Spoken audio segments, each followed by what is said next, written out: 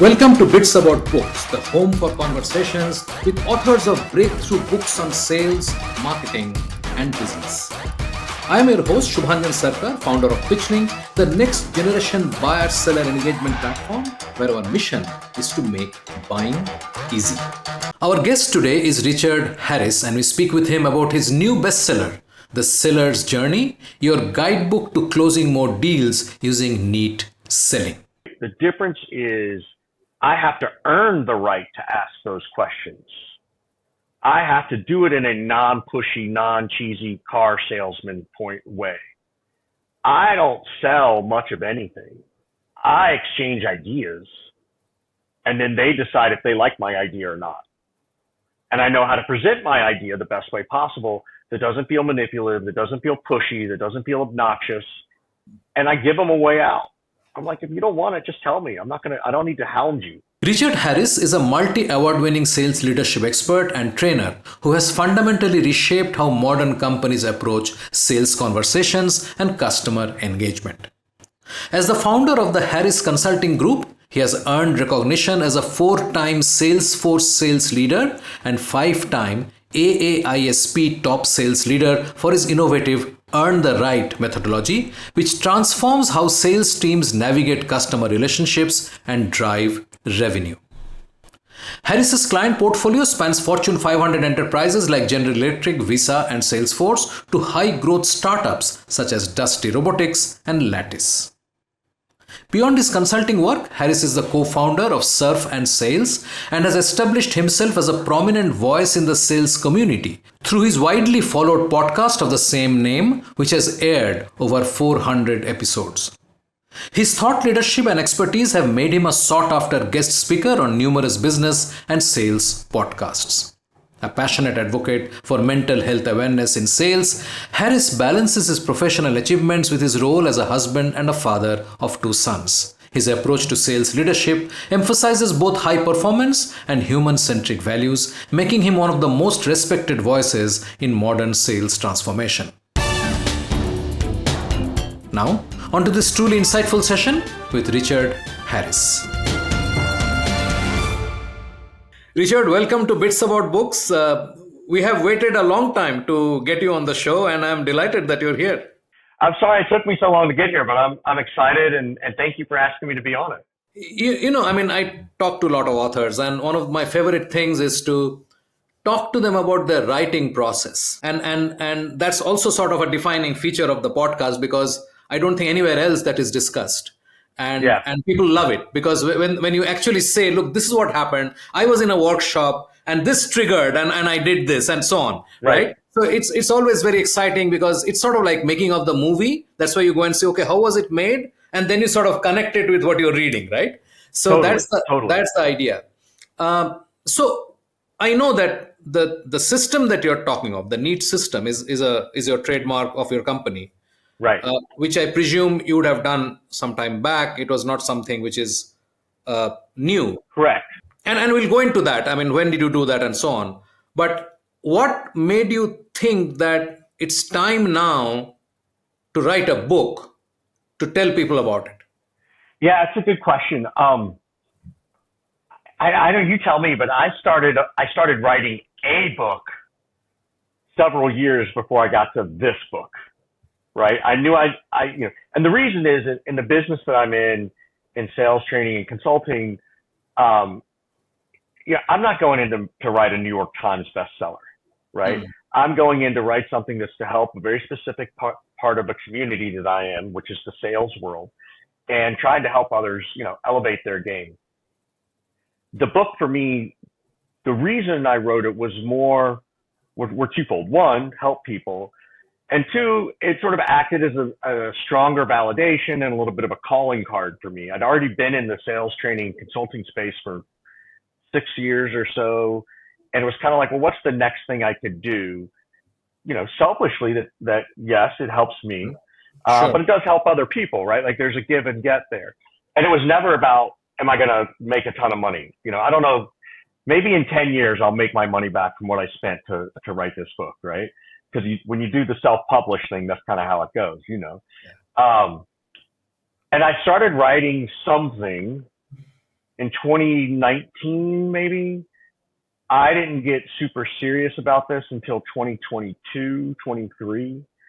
So, and the reason there is it's hard to write a book Yeah. if you've never done it. It's hard to get those thoughts out on paper where you're trying to put the idea down, but then you start to self-edit while you're trying to write the book, and you just sort of start to confuse yourself. And then you have all these ideas that you get on paper, and then you start to wait, no, this should go first. No, this should go first. And then you get all distracted by this. Oh, here's a topic I need to do, and it's fresh in my mind. That was my process, which was very painful. Now, if I had to write another book, I'd understand the process of writing it and could do it better. But that might be a very long answer to your question, but that's sort of the genesis of it. No, this is great, because a lot of people who think they have an idea and they want to write a book, I mean, some very interesting things have come out, just like what you said. Mm-hmm. Many interesting things came out. There are authors who have come here and said, I decided I'm not going to write a 300-page book, and I wrote a 70-page book because I think that's all that it needed. Right. So people have perspectives and people try different experiments.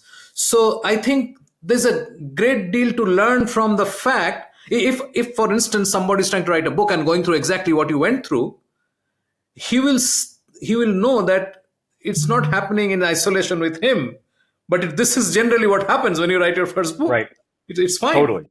Yeah. There's definitely, and I have a lot of friends who've written books, and they told me that this is what they went through. And I can't decide if they corrupted me and it forced me to go through the same pains they did, or if I was just too obnoxious and egotistical to think that won't happen to me. Sure enough, That's a nice one. So tell me, I mean, you 2019, you thought you'll write the book. What did you start? Did you start by saying, okay, I'll write the chapters, or I have these 3 ideas, I'll first write that?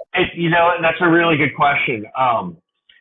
It was a very different type of book at that point. There are kind of 2 parts to my book. One is sort of this psychological part of understanding sales and giving yourself this space and grace to be a human. And then there's this other part that's tactical, right? Here's how you handle these conversations. And the first attempt of the book was going to be very tactical. These are the rules to follow, or these are the laws. I was trying to get creative, like a 10 commandments kind of a thing, right? And it's good, and it's good content. And I've gone back and looked at it, and I could probably go write it better now. But then that's when I got in my own way, right? You come up with all these ideas, and you don't know where to start and where to focus. And then it's just a slog too. It's all in your head. And it's like, man, if someone could just go into my head and pull it out in 30 seconds, that's my book. But to sit down and manually do it, that was very painful for me. Creating that space and time, I felt like I wasn't really working if I was working on a book. And so I had some mind games in my head. So I went through 2 or 3 different things to get there. And so it wasn't you tell me, I think a lot of people who write, or specifically write a book, maybe even if, you're a journalist, where you start is nothing like where you end. You kind of have to work yourself out of the forest with these initial ideas, and then you find your path to what you're really going to focus on and write about. But that's my experience. I don't know if that's the same for everybody or not, but maybe you talk to a lot of authors. Maybe that sounds familiar. Yes, and everybody has a different take. For instance, There are a lot of people. I mean, you write blogs. There are many authors who have actually fashioned a book literally out of the blogs they have written. And I thought of that too. Yeah. Yeah. People take different paths, and by the time they're writing the blog, they know that, okay, these 20 topics will make the book. And they possibly didn't write the blogs in the order in which the chapters finally appeared, because they found a more cogent way of putting it together. Right. To be factual, most first books go pretty much through the same process that you have. Oh, well, now I don't feel so bad. I think you were very succinct when you said the pulls while I'm writing this, there is this new idea that has come, and Right. then you think compelled to write that, and then you have left this, and you have lost the thread, and then you are trying to come back to it, and then you don't like it at all. Then you say, okay, this is rubbish. I need to rewrite this whole thing, and this is a completely confusing, conflicting phase, which you Right. can't share with anybody because it's not even a draft that you can share, right? Right. Yeah. I mean, it's like, yeah, I can sit there and tell people about it, and they'll, even my friends who've written books, like, yeah, I know you've got people, and you Yeah. can commiserate in it, but there's not much someone can do. Yeah. The answer is, man, I understand, but I don't have any advice for you, and I wish you luck. And it's kind of like, yeah, that's kind of it. So Did you have a process like, I will write every weekend, or I'll write first thing 1 hour every morning? no, I'm too ADHD for that. I did have time on my calendar. Here's how it worked for me. First, I got to a certain point, and then I stopped. And then I reached out to a friend of mine, and she authors things for people, and she ghost wrote my first version of the book. Right? She interviewed me, and she wrote it, all that kind of stuff. Then I took that manuscript and I went and found the publisher I ended up working with. I asked around, and here's a publisher, and I sent it off to them. And so the book was 70 to 80% done by the time I actually gave it to a publisher. So that really, what I gave them, it was really more on the rewrites and the flow and the organization of the book, and maybe a little bit of like, go deeper here, or let's pull this part out, right? Not a ton. So by the time I actually got it to the publisher, I think the hardest part had been done, right? Once I got the book to the publisher and they started making the suggestions, that part was easy for me to get back to them on. Right. I mean, the ideating was over. This is where you're executing very specific requirements that has been put to you. Right. Yes. The hard part was done. Right. Yes. So I probably, if I went back and wrote a book now, I could probably do it in 6 months from beginning to end. This was a 2-year process. And that's because of the starting and the stopping and the starting and the stopping. And then all that, it took me 2 years just to get the book to the publisher in a way that, and that's on me. That's nobody else. I got frustrated with myself. I'm like, I'm not going to do this anymore, whatever. Right. So, but now that I understand the process, it's not nearly as hard in my head. It's not nearly as hard. I don't know. Second child's always easier, right? Yeah, absolutely. Because you don't care so much. Right. So, no, I'm just kidding. We won't tell our kids that, but yes, you're right. Of course. Well, if you did the next book, what will your 6 months? What do you think your 6 months process will look like? Well, I think I would certainly write down the topics of the chapters that I want to write. I would start to write one chapter at a time, right? I would worry less about the organizational flow of the chapters. And then I'd be able to hand it off to my publisher and have them say, here's the flow. I'm pretty good at organizing stuff into a flow. So after I wrote it, then I would focus on that. Right. And I would also, how do you eat an elephant? One bite at a time, right?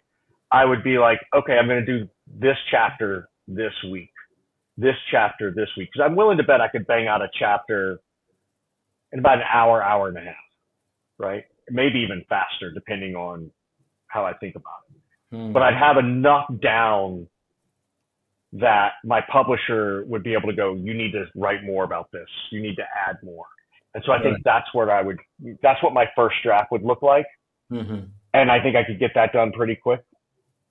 And then it's really just a back and forth on the editing process, right? Like, I don't, it's funny. They sent me the book and they said, okay, we've done all the proofreading. You need to go read it again to proofread it. I'm like, I'm not reading my book to proofread it. That's what I paid you for. If there's a typo in there, then so be it. Like, I don't care. Right? Like, these are salespeople. I'm not trying to, create the literary get on some literary list, right? Right. So I would cut out some of the minutia that I know I don't care about. Right. Like, you know, nobody, so far, as far as I know,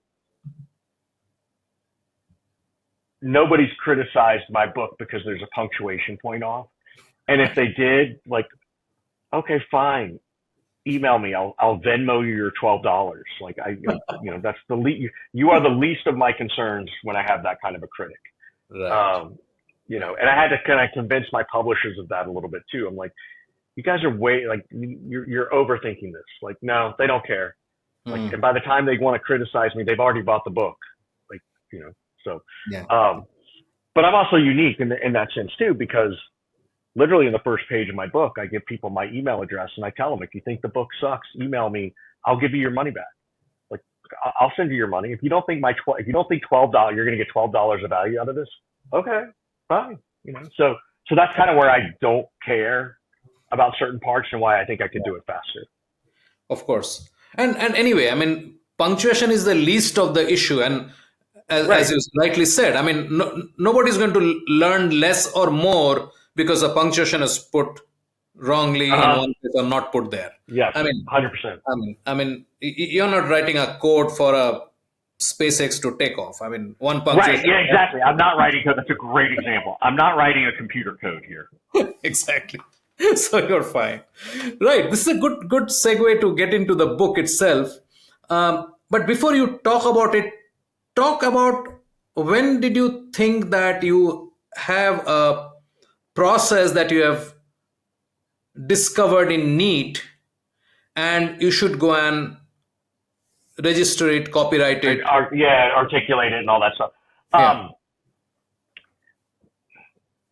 I want to say it was around 2015, 16, maybe 17. Hmm. And again, I've been in the business for a while.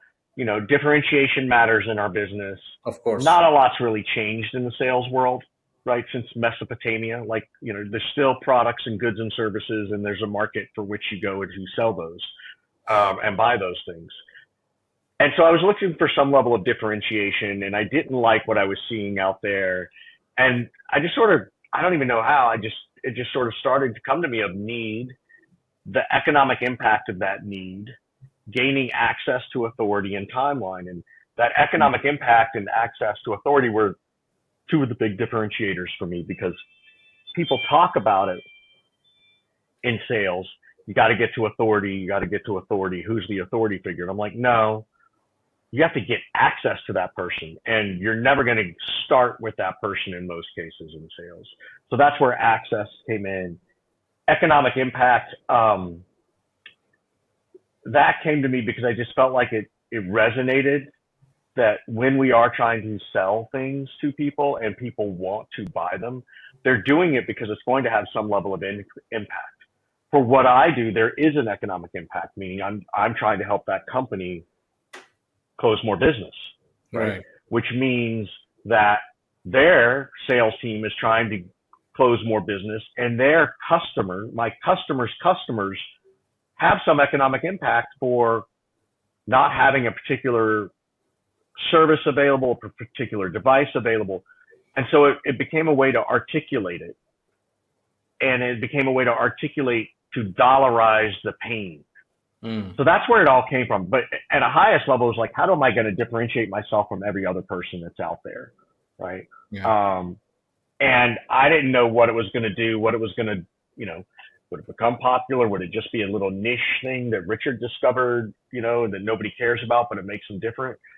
And now people talk about it. So it's sort of, it was never meant to be, like, oh, the next greatest and latest process.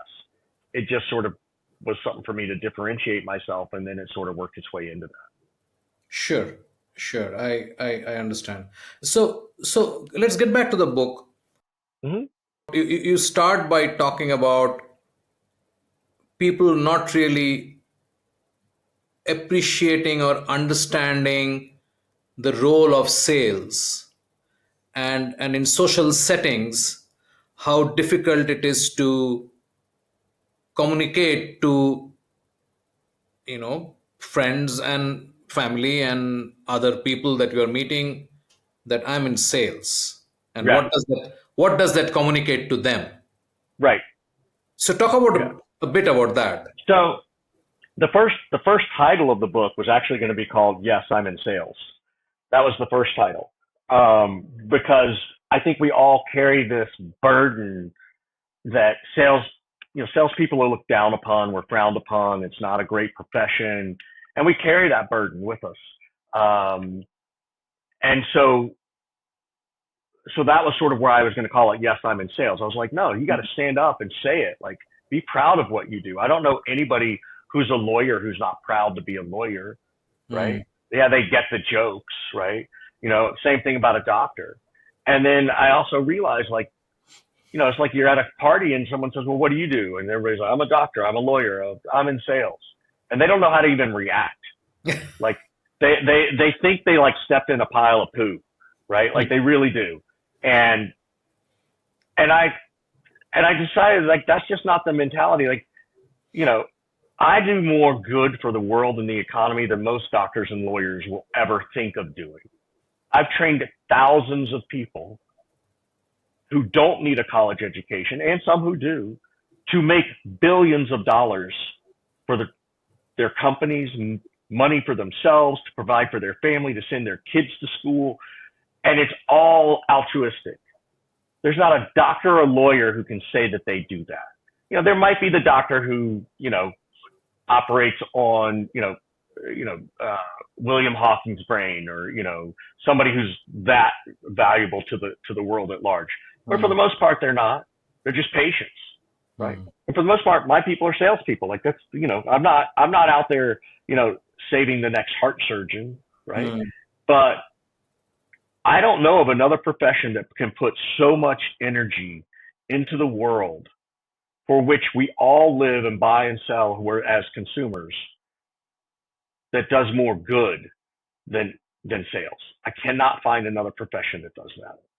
And that to me is what it means to be, yes, I'm in sales. That's what it means. Yeah, I think that's very powerful. I guess the perception Yeah. of sales I mean, I was talking to somebody yesterday for the same podcast, and he said that politicians, lawyers, and salespeople are the least trusted people. Absolutely. Right. Right? Yeah, that's an old And, joke. and Yep. I don't know which study is referred to, but everybody refers to this study. I believe there is something somewhere. I mean, I don't know. I can't quote which study that is. Well, I'll tell you where I think it started, right? From a sales perspective, because I say the same thing, right? We're the, people don't think or trust us. And again, it's not so from the American point of view, right? The Grapes of Wrath, right, by John Steinbeck, literary, author in the U.S., right? And here in the United States, it's a very popular book. It's one of the, quintessential books that most high schoolers read, kind of a thing. And I'd never read it. My high school, I don't know why our school didn't do it. But there's a single chapter in there. For those who don't know, it's about the story of this family, the Jodes, moving from Oklahoma Dust Bowl to California, where everything was supposed to be perfect and rosy, and you could make money picking oranges and lemons, and it was all a lie. It was all a lie, right? But people would go and they'd go buy this used car, literally. And there's an entire chapter dedicated to the slick, fast-talking salesperson selling, these farmers who have no clue or frame of reference, who've never had a car, bought a car, don't know anything about really fixing a car, and just how he's lying to them about why this car is so great, right? Oh my God, these tires are fantastic. Meanwhile, the tires are going to last 20 miles, right? Oh my God, the car is in great shape. We had someone check the engine and check the oil. Meanwhile, there's no fresh oil in it. Like, as this whole chapter dedicated to it. So my belief is that at least here in the United States, because for generations, so many people have read that book, that was one part that perpetuated the stereotype. It's not the only reason, but it's the biggest piece of evidence I've found that goes, oh, well, maybe this is a big reason why people don't like or trust salespeople. So and believe me, I've been, you know, I've had bad salespeople try to lie to me too. So I know that it exists.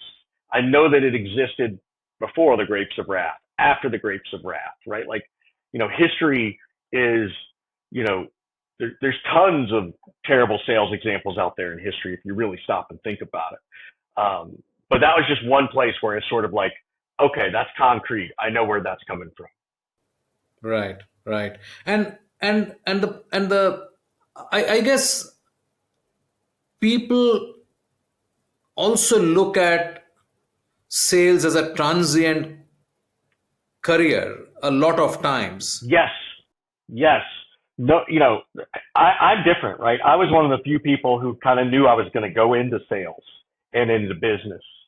Most, my joke is that oftentimes people fall into sales from a dumpster fire of other failed careers, right? They haven't been able to get the traction they wanted around this or around that or around this. And in a lot of cases, people finally wake up and go, wow, you can make a lot of money in sales. And you definitely don't have to be, the most technically smartest person in the room. Like, I'm never going to be, to your point, I'm never going to write code. That's not my thing. I can talk to developers who buy from me a lot, or, help a team that sells to developers, but I'm not going to be that type of smart, right? I'm a different type of smart. Yeah. Right. And I think that's a really interesting thing. So most people don't necessarily desire to go into sales. They fall into it. And then they actually realize that they love it and they like it and that they can make some money at it. Right? It's not as dirty a profession as people think it is. Yeah. Right. Yeah. It just literally just now, it's kind of making me think, gosh, if I had to do a survey of who has a less favorable view in society, a prostitute or a salesperson, what would people choose? Right? Like, I have no idea. I bet it's 50-50, right? So, because they probably, again, my hypothesis is that they'd be like, well, at least the prostitute's being honest about what they do in their life. I'm like, what? Like, that's my hypothesis. So anyway. Interesting one. Yeah. Yeah. It's time for a short break. Stay with us. After the break, let's say I decide to get a new TV, or I'm going to start researching a new TV or a new car, or I need software. Well, the entire reason you're going to go into that journey is because you have some experience that you're trying to correct or fix or prevent from happening. There is no buyer's journey. The only part of the journey that might exist is the moment you type something into Google. But even then, that's minuscule because you're trying to enhance your experience. You are listening to a Business Podcast Network original. Podcasting is the fastest growing content marketing opportunity, which is untapped. We can help you craft your audio strategy and help leverage the wide reach and easy streaming capability that the smartphone penetration provides. It is easy, it is powerful and personal. Talk to us to find out how podcasting can help you build your brand and reach out to your targets like never before. Write to us at bpn@bizcast.in. That is bpn@bizcast.in. Business Podcast Network. Podcasts end to end. Welcome back. I'm Shubhanjan Sarkar, your host for Bits About Books and founder of PitchLink, the buyer-seller engagement platform. Let's dive right back into the episode where we left it. So let's dive in a bit more about the fact that you think that there is a seller's journey, which is the book the book is about, and there is no buyer's journey. Yeah. And it's controversial, right? I mean, there's a lot that one can do with that one line in the book.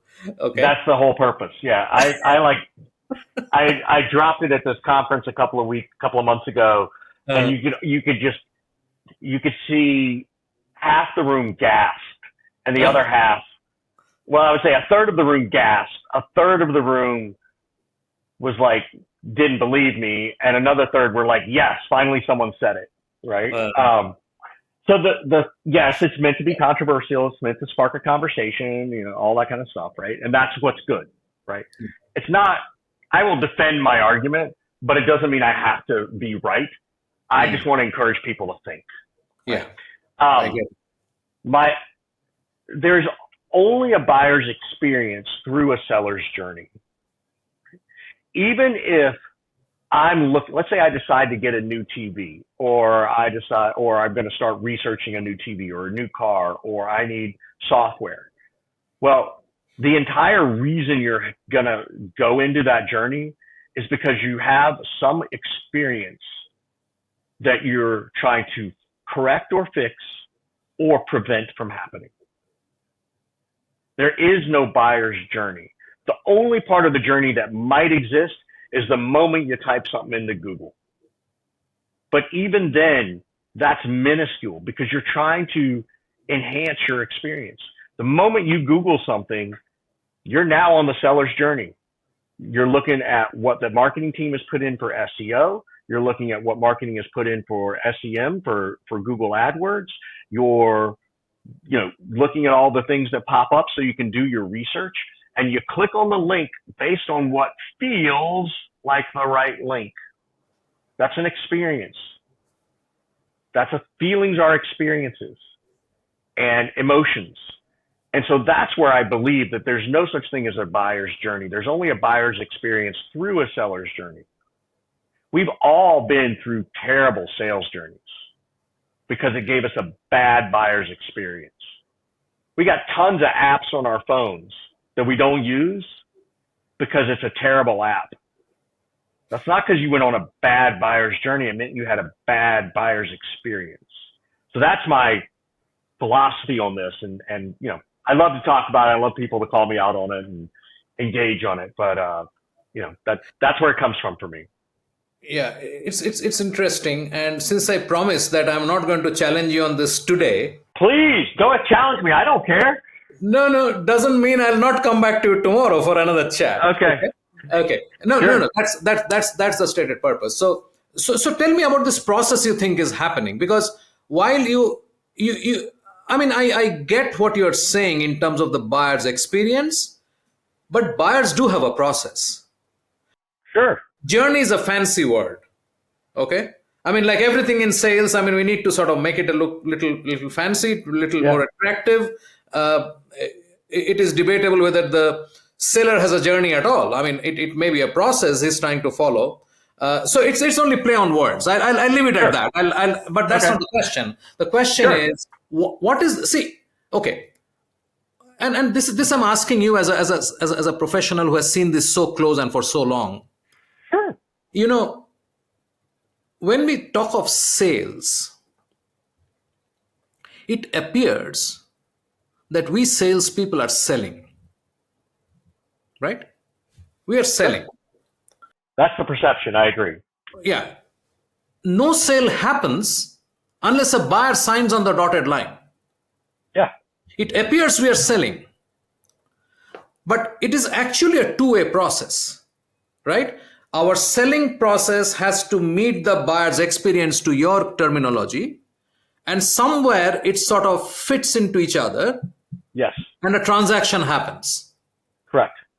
Right? Now, how do you think in this process of understanding the seller's journey, we may be ignoring the fact that we are not fully in control of this journey? The only thing that I don't think I'm in control of is their budget or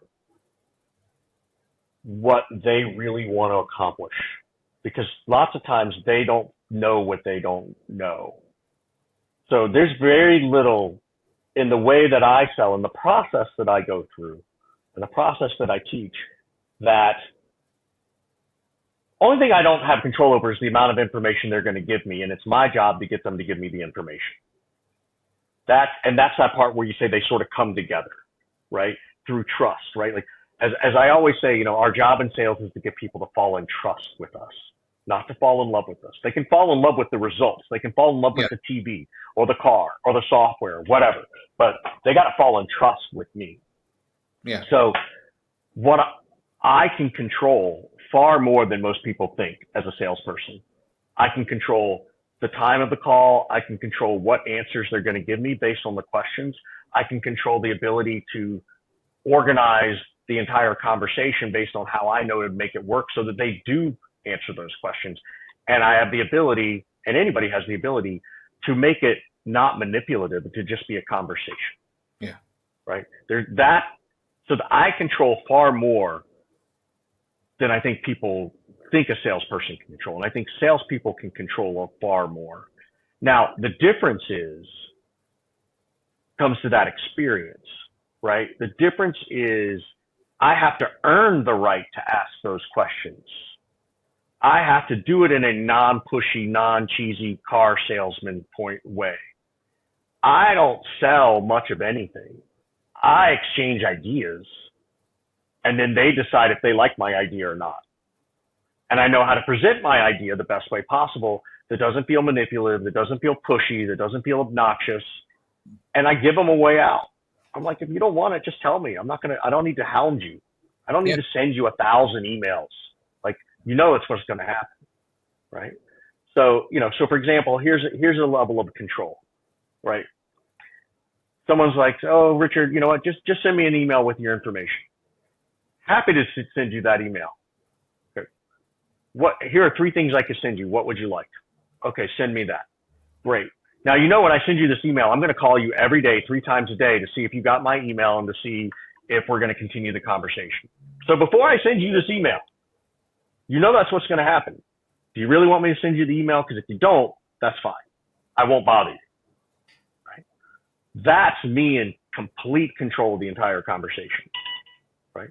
Now, they can bow out or they can say yes. But now I have no guilt, no shame, no concern, because I gave them their chance to say no. Now, at some other point, I will come along and says, well, it seems like you're not that interested. That's totally fine. You let me know when you want to talk again. But I have far more control. I think salespeople have far more control over the process and the journey and creating the right buyer's experience than they ever give themselves credit for. So would you say, I know this is a loaded question, but those are the best ones. Being a trainer, why is it that salespeople, what you're telling me is not rocket science. Right. What you're telling me is pretty much what we do as human beings with each other. Yes. That's the other part of my book is like, we just need to bring humanity back into sales. Like, just be a human. Right? Yeah. I could have reached out to you 10 times and you would have said, yes, Shumanjan, I'll do the podcast. And then you don't. Then at some point I'll say, hey, Richard, if this is sort of getting bothersome, I think, let me know I think that's what I would do. Because I understand, man may be busy. He has some other priorities, whatever. That's fine. So we know that most people don't come with professional training as a salesperson. Correct. Right? So nobody's coming with a sales degree. Yes. Unlike a lawyer or a doctor, where it's pretty defined, you have dedicated your time, 10 years here, 7 years here. You are a lawyer. I can become a salesperson out of high school because I can, right? Yes. Now, does that sort of make it imperative that serious training is necessary for people to do just what you said? To be able to understand that, because it's not coming to them naturally, because they are hounding, they are writing those 100 mails, they're doing exactly the opposite of what you just said. Yes. So you're 100% right. So at a statistical level, there's 4,000-ish universities in the United States. I think when I wrote the book, the research said there were somewhere between 300 and 400 that had sales courses, and maybe 200 that had a degree in sales. So you can get a degree in sales and you go learn all these things about a sales process and the different methodologies and all that stuff and the CRMs. And you now can get a diploma, to your point, like a lawyer or a doctor. Yeah. Otherwise, you have to go learn through process and elimination and experience, right? It's no different than a doctor or a lawyer, right? Like in the same way, there's a process. If I'm going in to have heart surgery, there's a very specific process I got to go through as a patient. Yeah. And I really want my doctor to know that process. I really want, and I need multiple doctors, and I need an anesthesiologist, and I want the nurse, to know what their role is, because I don't want them to, mess something up, right? So there's a process that needs to occur, and we all experience that. We all know what that is. It's very different though in sales because we have so much less exposure to it. Right.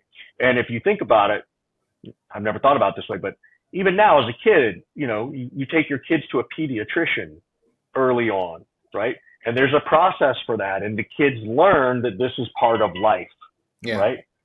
That you don't get that level of exposure around sales in life until much later in your life. Yeah. So it can be learned. It can be taught. Can you teach everybody how to be a salesperson? You can, but that doesn't mean they want to do it. There's a difference between having the skill and having the will. Right. I've got the skill to throw a baseball, right? I got the skill to hit a baseball. I have the will to go practice 4 hours a day. Yeah. Right. One of my kids is a really good athlete, but his biggest challenge is he doesn't want to put in the extra effort, right? He'd rather be on video games, and there's nothing wrong with that. Like, that's who he is. Like, I can't force him to go do it. I have conversations with him about it, but ultimately it's on him. Yeah, true. So briefly tell me about the process that you talk about in the book in chapter 3. What is this process according to you? The process, there's this difference between a sales methodology, a sales process, and a sales philosophy, right? So a sales process is are the stages to close a deal, right? There's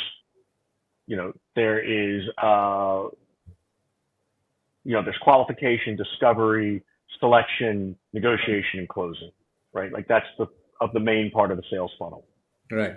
So you have to have this process. Well, then you can use a methodology to go through that process, right? There's NEAT, there's MEDIC, there's BANT, there's gap selling. There's all these methodologies. And then there's, the philosophy, as I like to call it. And for me, the process is always the same, right? I have people come in and they're like, hey, help us redo this process. And that's fine. But I think that sometimes we overcomplicate it. Right? MEDIC is probably the only one that could be both a methodology and a process in terms of following certain letters. But that may be overly complex for some organizations.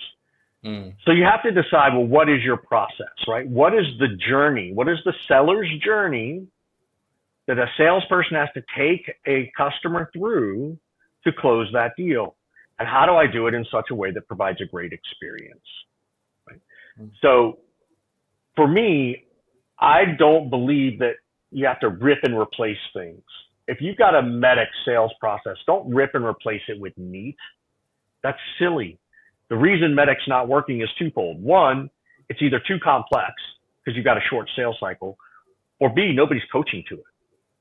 So ripping and replacing MEDIC for anything else, we don't know that that's going to be any better if you're not going to coach to the new thing any more than you did the old thing. Sure.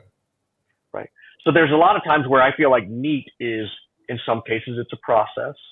In some cases, it's a methodology. In some, it's just a philosophy that bolts on to whatever else you're doing. Because I said earlier, not a lot's changed, right? It's just the approach to that, to sales that we take. Right. And let's follow up with the next chapter, where you talk about sales being personal. It's always personal.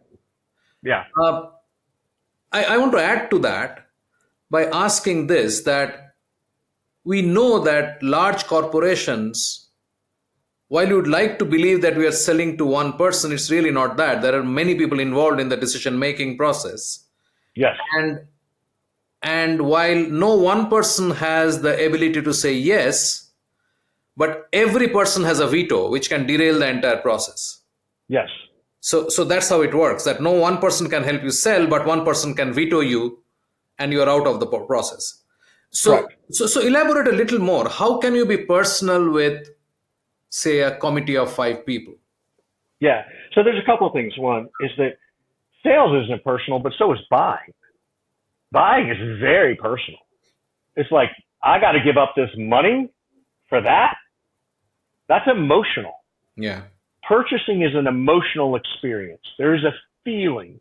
You go and you see something on sale, and the first thing that pops in your head is, oh my God, that feels like a bargain. Then you stop to think, how's that going to look on me if it's clothing, right? Now, it can go the other way. Oh my God, I really like how that looks. What's the price? Oh my God, that's a bargain. And I buy it without trying on. Right. Or, you know, oh my God, that's too expensive. I'm not even going to try it on. So that's the first. I want to make sure that everybody knows it's a two-way street on this emotional piece. Right. The key piece in sales that I talk about all the time these days is it doesn't matter who the decision maker is. This goes back to access to authority. I teach reps, particularly when there's a committee. Look, every first meeting is going to end like this. Even if it's, you know, occasionally there's a one call close, right? That might work. But every sales conversation ends with, yeah, I'm going to take this back to my team and get their opinion. And salespeople have been taught the worst thing ever, which is, great, well, who's the decision maker on the team? Could I get a chance to be in the meeting? Could I try to talk to them first? Blah, blah, blah, blah, blah. Terrible, terrible, terrible, terrible. I literally want you to just turn around and go, great, I want you to say this. Hey, I know when we get off the call, you're probably going to go take this back to your team, right? And they're going to go, yeah. I'm like, great. Who's the most skeptical person on the team, and what are they the most skeptical about? And now you're making them visualize them being in this meeting in a conference room in someone's office, sitting there with those 3 or 4 other people, and they know exactly who's going to be one of the naysayers. Yeah. And in some case, and they will always answer the question.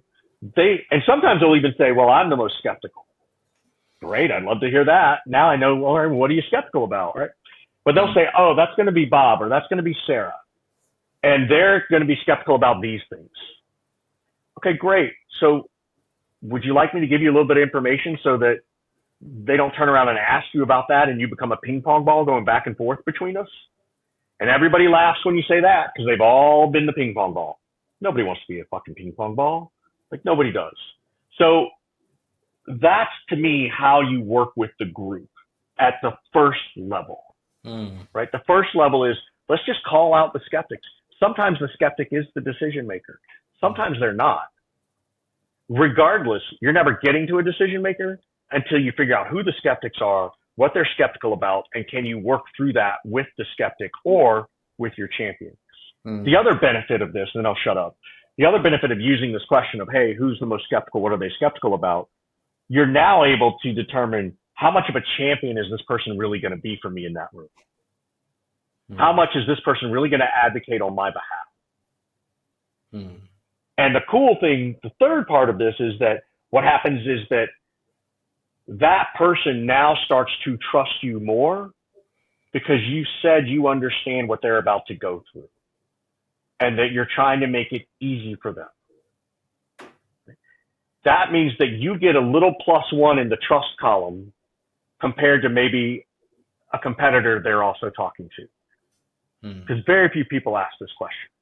They go down this other path of like, hey, oh, who's the decision maker? What is, can I talk to him? Can I get an introduction to him? When can I get an, and it's just because we're a copycat league and we've just been taught to do that all these years. And I used to do it. So believe me, I'm not perfect. I used to do it too. Okay. I'll stop now. No, it's a good point. No, this is great. This is great because I think somehow in the other side of the scale where you are not trained so much, you are given this kind of false confidences that you can overcome anything. Yes. So all you need to be is in front of the decision maker and you can do it. No. Yeah, you're not. You're not. I agree with you 100%. And you're sort of going down that path of objection handling. Yeah. Right? Oh, if I'm in front of the person, I can handle their objections. look, last time I checked, according to my wife, nobody wants to be handled. My wife doesn't need me to handle her. Okay. What you have to do, and I think really good salespeople have known this for a long time, is that you don't handle the objection, right? You don't get the big book of objections. Oh, they bring up the competitor. Here's how we differentiate from the competitor. No. That's not the right thing to do. Not yet. You actually need to marinate in the objection first before you handle it. Hey, when you say you like that feature, how important is that feature to you even making this decision? That's marinating in that objection. Yeah. Because that's the answer I need to know.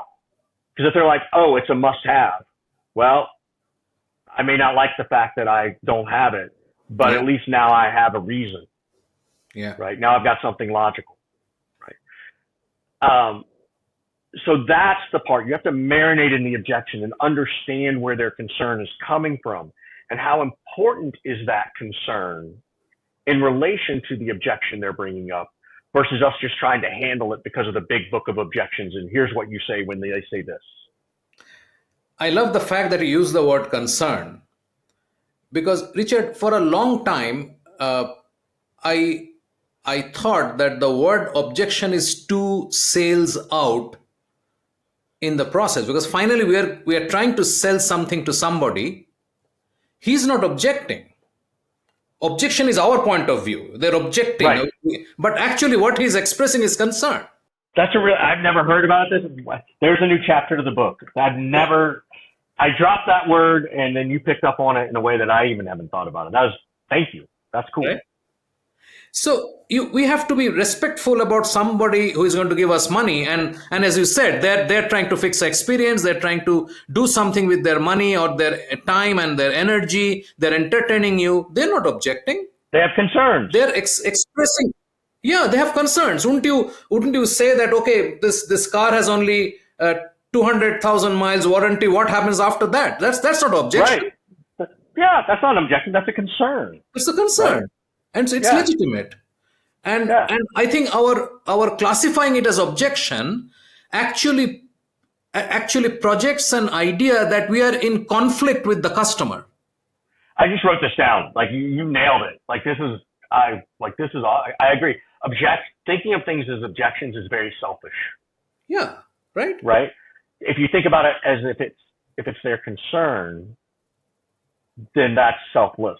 Yeah. And you're there to help solve that concern. Exactly. That's a really, really great point. Exactly. So so that's one of the things I always thought that we need to address, because a lot of the terminology that we use in sales sort of, I mean, is there a conflict? Yes, there is a conflict with my competitor, not with my customer. Yep. But it seems that we have somehow positioned the customer as the enemy. As the enemy. Yes, totally. Yeah, we create our own conflict around objections. Is it 100%? 100%. I totally agree with you. Right. Thanks. Thank you. I love that. You're most welcome, Richard. So let's talk about a bit about objection and competition tactics. So the people have concerns. You need to address them, and there would be situations where the competition will have something that you don't have. It may be price, it may be features, it may be, I don't know, support. There could be n number of differentiators, just like you have vis-a-vis your competitor. Is the key discovering the concerns, or is it positioning related? I know this is a little ambiguous. Yeah, no. I think it's that classic chicken and an egg situation, right? Which comes first? I think it's both, right? I think we should know the objections they're going to give us, right? We should know their concerns are going to be around competition, features,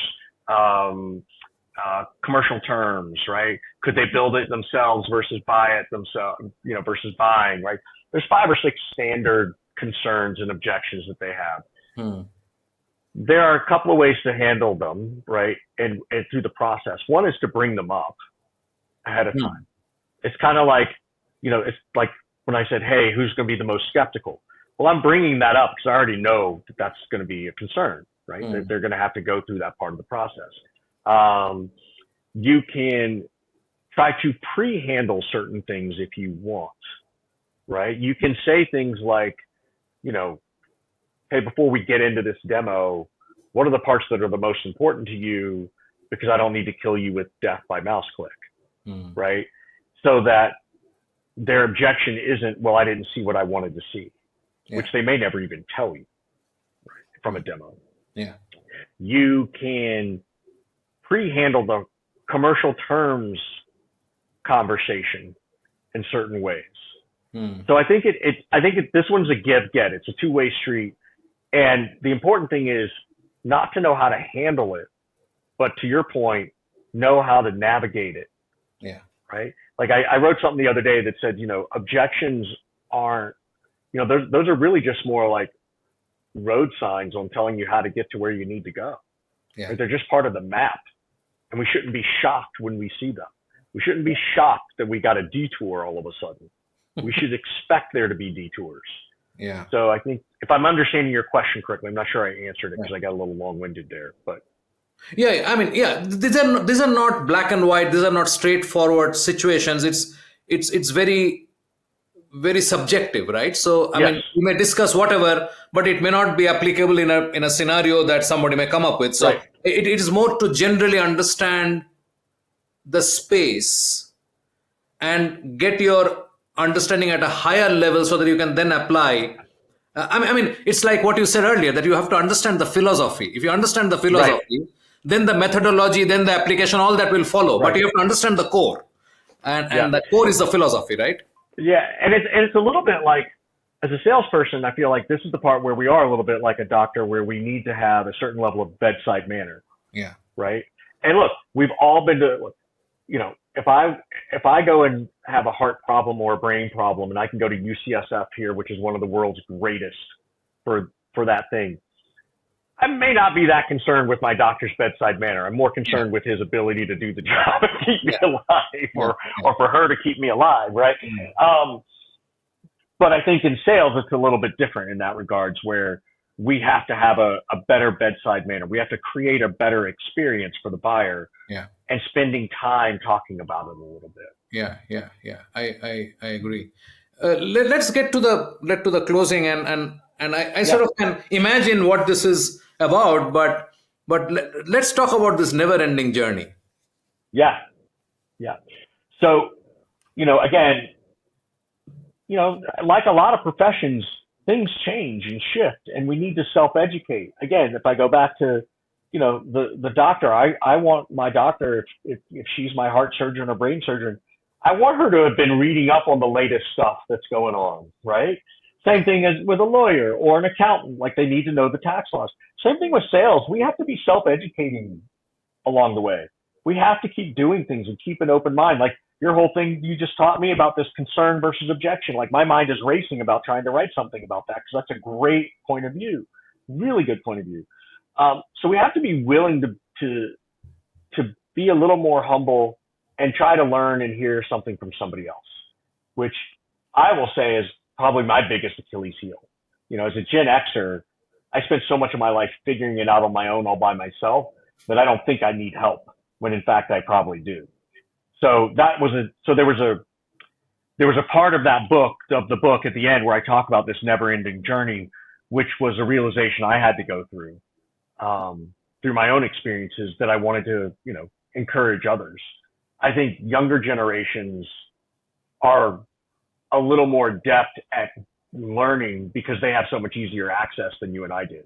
Like you and I usually had to physically go somewhere to learn more. Like we had to go to the library, right? Yeah. Like the library didn't show up on my computer every day. So, so I think they're a little bit more open to that. Right. Bits About Books is brought to you by PitchLink, the buyer-seller engagement platform. PitchLink makes buying easy by enabling high-quality engagement between buyers and sellers through its presentation and discussion modules. Sellers create customized sales narratives using sales collaterals and personal videos, and reach out to prospects through a non-intrusive, buyer-qualified engagement. PitchLink requires no installation or download and holds the entire repository of sales collaterals and buyer-seller conversations. Talk to us to know more about how you can engage with customers without intrusion. Call us on 99021 631 32. Great. This has been a fascinating conversation, and I love it. This has been great. thank you, Richard, for making time. And I'm really happy that we had this conversation. And I look forward to having more. I mean, the 6 months. You have 6 months now to write the next book, right? Exactly, right. Yeah, I've got it. It's called The Manager's Journey, The Sales Manager's Journey. But yeah, thank you for having me. I appreciate it. It's definitely been a different kind of conversation I've had. Like I've had a lot, when you write a book, people actually come on podcasts. And so I really appreciate your approach to this because we spent some time around the mental game of writing a book and realizing that. And I hope other people who are listening, can get something out of that, as well as, some sales tactics and strategies, which in reality, a lot of the stuff I teach, a lot of stuff in sales, you use in the real world anyway. There's nothing in there that you haven't learned. Oh yeah, I've had that conversation before. Right. Thank you, Richard. Thank you. Thank you so much for having me. I appreciate it. We have a fantastic lineup over the next couple of episodes with great conversations on breakthrough books. Subscribe in your favorite podcast app so you do not miss a single episode. Thanks for listening. Thank you for being with us today on Bits About Books, where we talk to authors about breakthrough books on sales, marketing, and business. We hope this conversation helped inform and motivate as we all navigate a rapidly changing business environment. For us, these are enlightening conversations enriched with knowledge and expertise. We encourage you to go out and buy the book to learn firsthand and implement some of the great ideas we discussed today. We hope to have you with us again in the next exciting episode of Bits About Books. If you liked what you heard, subscribe to the show in your favorite podcast platforms like iTunes, Google Play, Spotify, or wherever else you get your podcast from, and give us a rating while you are at it. This Bizcast original podcast is produced for PitchLink, the next generation buyer-seller engagement platform, where the mission is to make buying easy. Hosted by Subhanjan Sarkar and produced by Rajiv Aditya. See you next time and have a wonderful day.